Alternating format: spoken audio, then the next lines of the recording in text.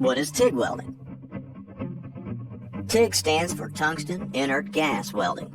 The American Welding Society calls this process gas tungsten arc welding, or GTAW. You might also hear it called heliarc welding. TIG welding uses a tungsten electrode, and tungsten has an extremely high melting point. When you TIG weld, the electrode gets hot, but it doesn't melt.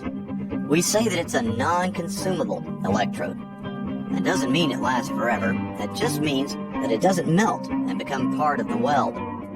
You see, in a lot of other welding processes, the electrode melts and becomes filler metal. Those are consumable electrode processes.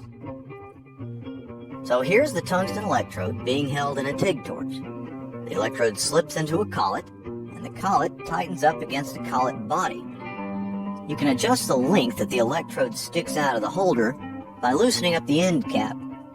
When you tighten the end cap, the collet clamps down on the electrode. TIG works by melting the base metal, and that is the metal that makes up the two pieces that are to be joined. The heat is generated by an electric arc that forms between the base metal and the tungsten electrode. You can control the amount of heat with a foot pedal or with a thumb wheel on the torch. For most metals, the current is direct current, or DC.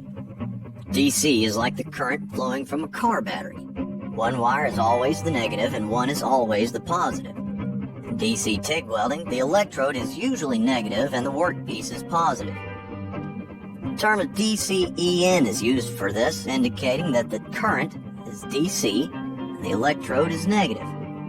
This is also called straight polarity, but DCEN is a more descriptive term.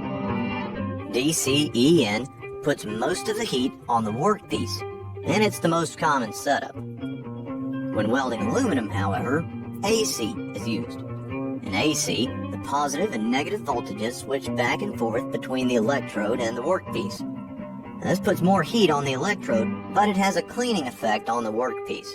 You see, aluminum forms oxides that float to the top of the weld pool and prevent a good weld. AC current helps control these oxides. In an electric circuit, the current flows in a loop. In TIG welding, the current has to flow in a complete circle from the machine to the torch, into the work, and back to the machine. A work lead is clamped to the work to complete the circuit from the workpiece back to the machine. Now, you can TIG weld with or without filler metal, and that's not a choice you have in a lot of other processes. If you want to add filler metal to a TIG weld, use a filler rod, which is just a rod of metal with a specific alloy.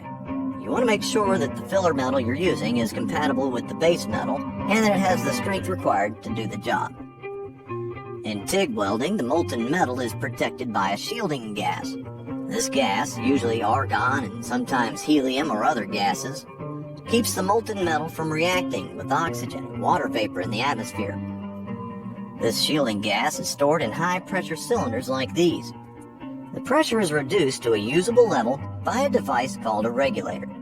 The shielding gas flows through a hose and comes out right at the point of the weld.